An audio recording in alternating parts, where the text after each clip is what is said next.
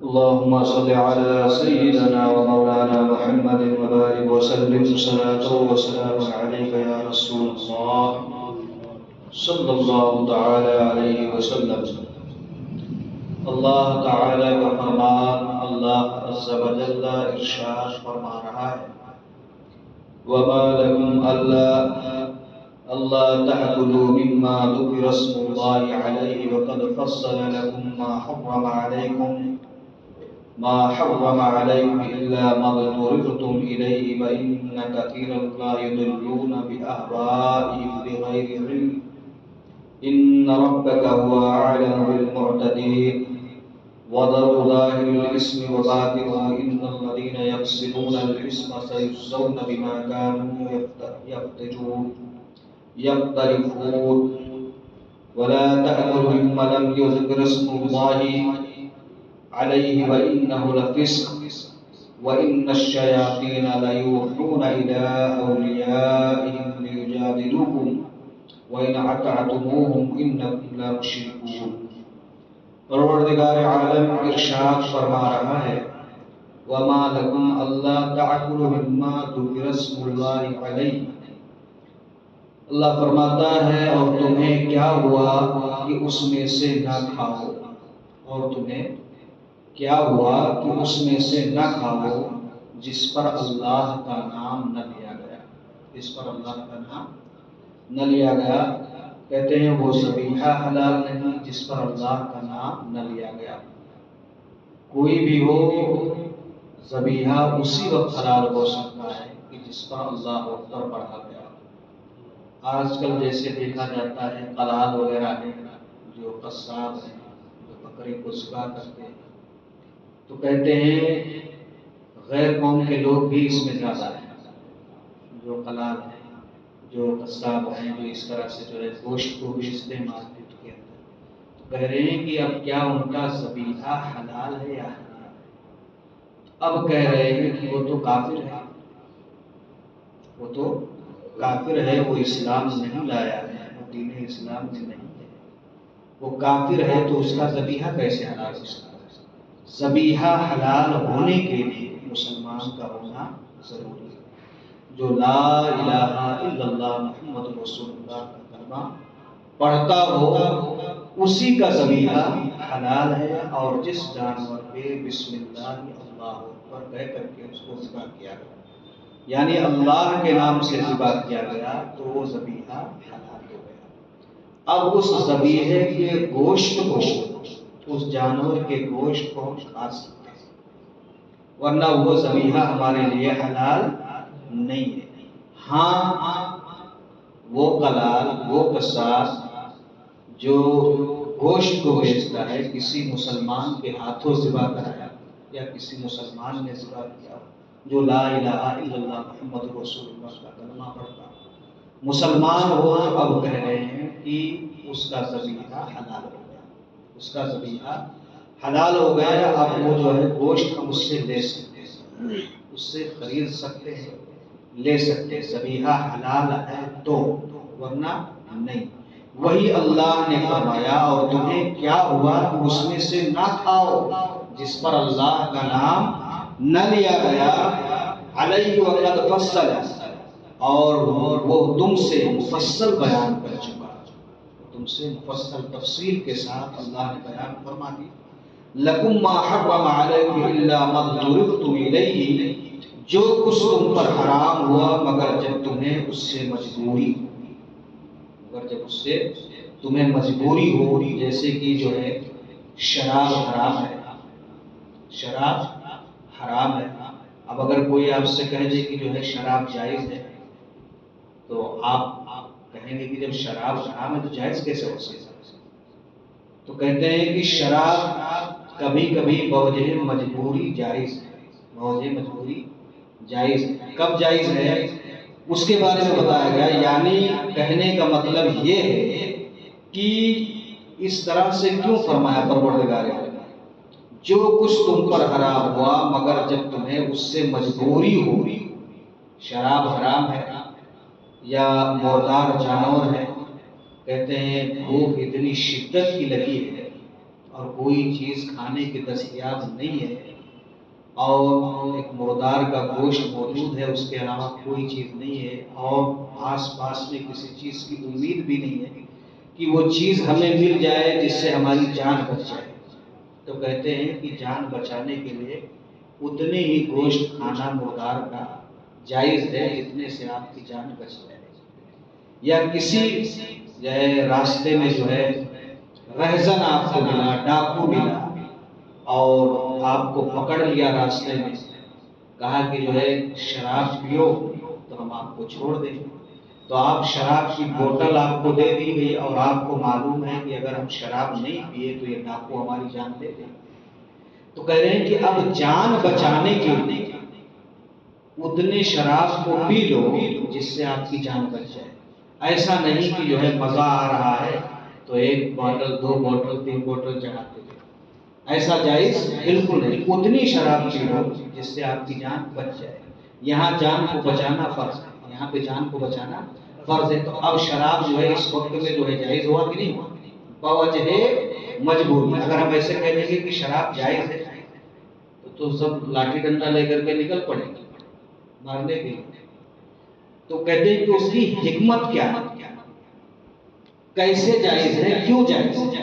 تو وہی کہہ رہے ہیں، اللہ فرماتا ہے بوجہ مجبوری، بوجہ مجبوری، کہتے ہیں یہ چیز جو ہے جائز ہے، کہتے ہیں اس سے ثابت ہوا کہ حرام چیزوں کا اللہ نے، حرام چیزوں کا مفصل ذکر ہوتا ہے اور ثبوت حرمت کے، اور حکم حرمت جو ہے، حکم حرمت جو ہے درکار ہے، اور جس چیز پر شریعت میں حرمت کا ذکر نہ ہو وہ چیز مباح ہے، یعنی جائز ہے، وہ چیز مباح ہے، وہ چیز جائز ہے۔ تو کہہ رہے ہیں کہ جو عند الاضطرار یعنی قدر ضرورت پر، جیسے میں نے ڈاکو کی مثال دی، کسی رہزن میں کسی ڈاکو نے آپ کو پکڑ لیا کہ بھائی شراب پیو تبھی ہم تم کو چھوڑیں گے ورنہ نہیں، یا کوئی اور حرام کام کرنے پہ جو ہے اغوا کیا، اور اب جان رہے ہیں کہ بھائی نہیں کریں گے تو جان نہیں بچے گی، کوئی صورت نظر نہیں آ رہی، تو وہ کام اتنے ہی کرنا آپ کے لیے جائز ہے جس سے آپ کی جان بچ جائے۔ وہی جو ہے عند الاضطرار قدر ضرورت روا ہے، مطلب جائز ہے، اتنے ہی کام کرو، اتنے ہی کھاؤ، اتنے ہی پیو، اتنا ہی حرام کام اس وقت کرو جس سے آپ کی جان بچ جائے، زیادہ کرنے کی اجازت نہیں ہے۔ اور کہتے ہیں وَإِنَّ كَثِيرًا لَا يَضِلُّونَ بِأَهْوَائِهِمْ بِغَيْرِ عِلْمٍ، اور بے شک اپنی خواہشوں سے گمراہ کرتے ہیں، بے شک وہ اپنی خواہشوں سے گمراہ کرتے ہیں بے جانے، بغیر علم، بغیر جانے۔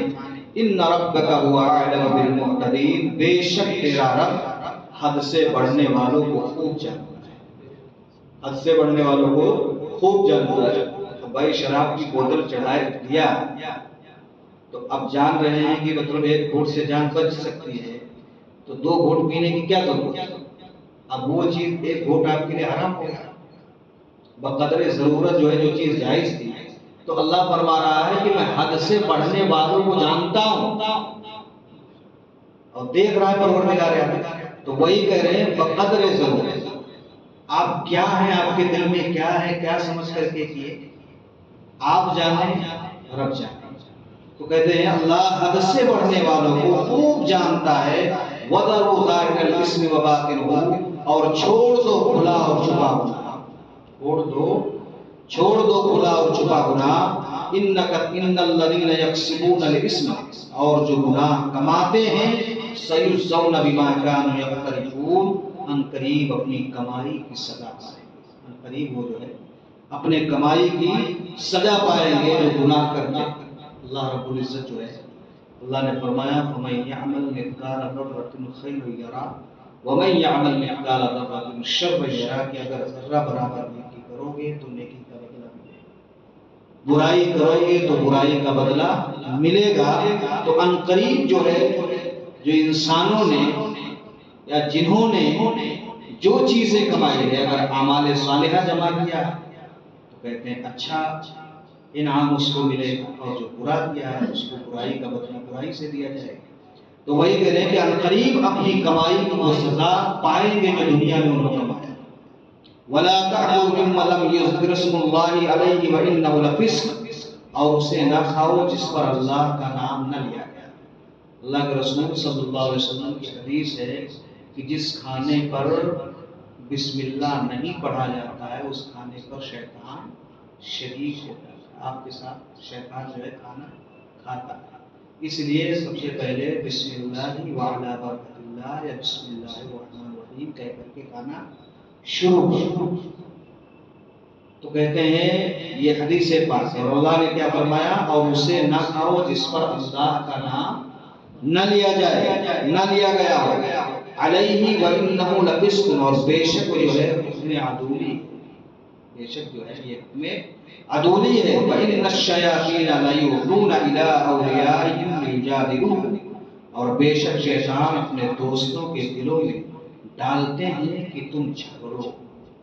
وسوسوں کو جو ہے شیطان تمہارے دلوں کے اندر پیدا کرتا ہے کہ جو ہے تم جھگڑو۔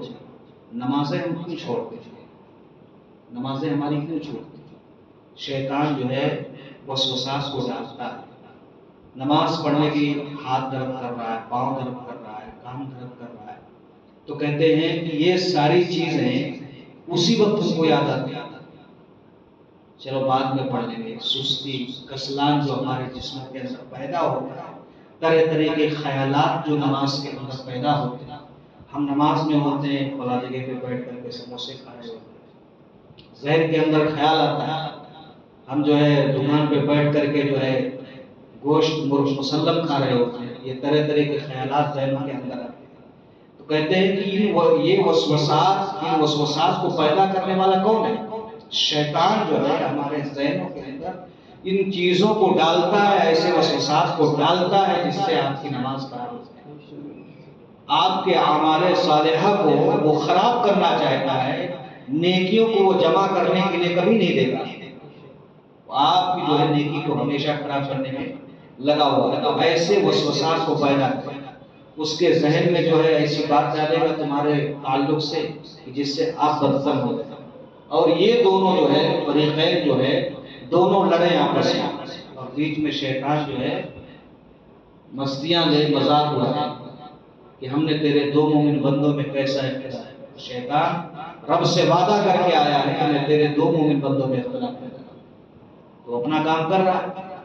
تو اب ہمیں کیسے جو ہے شیطان سے بچیں؟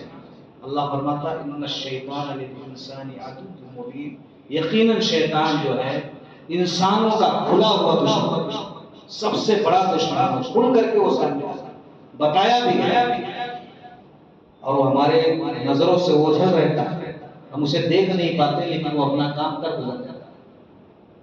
ہم گناہوں پہ گناہ کر کے جو ہے نماز کے ٹائم ہر انسان کو جو ہے سستی اور کسلان پیدا ہوتا ہے، یہ شیطان کا کام ہے کہ ابھی ہم 5 منٹ کے بعد جائیں گے، 10 منٹ کے بعد جائیں گے، 15 منٹ کے بعد جائیں گے، ابھی 2 منٹ بعد جائیں گے، 1 منٹ بعد۔ تو اس طرح کی وسوسات جو ہے ذہنوں کے اندر شیطان پیدا کرتا ہے۔ تو کہتے ہیں ان وسوسات سے ہم کیسے بچیں؟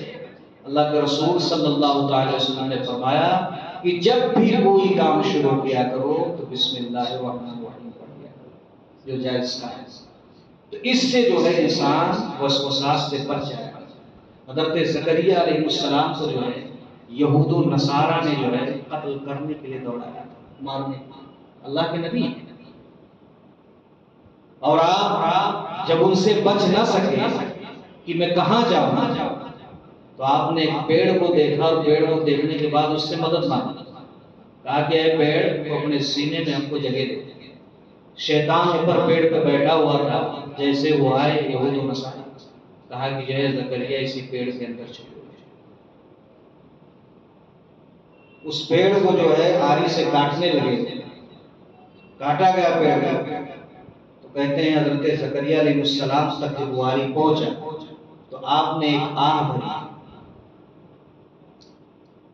اور وہ آہ جیسے رب قدیر نے سنا، کہا کہ زکریا اگر دوبارہ ایک بھی آہ نکالی، ایک بھی سسکی آپ کی نکلی تو آپ سے نبوت کا تاج چھین لیا جائے۔ کیوں کہا؟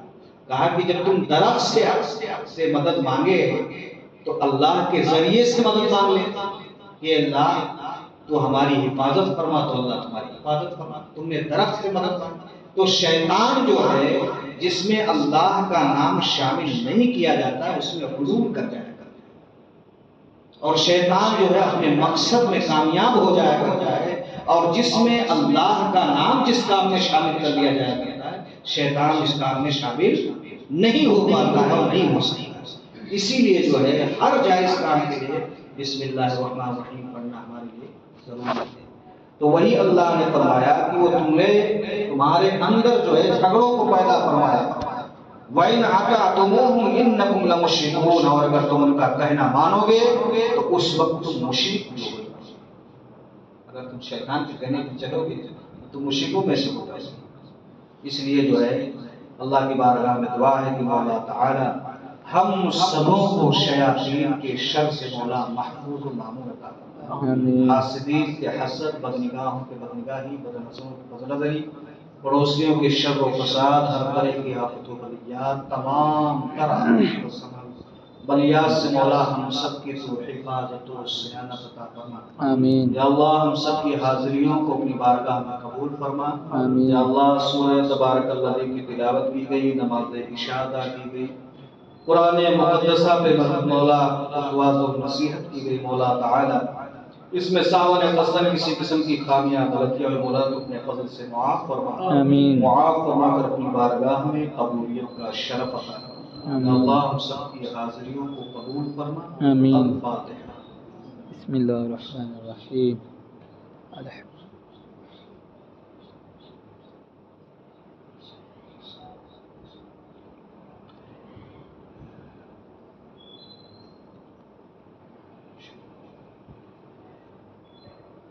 ان اللہ و ملائکتہ یصلون علی النبی یا ایھا الذین آمنوا صلوا علیہ وسلموا تسلیما. اللهم صل على سيدنا مولانا محمد وبارك وسلم.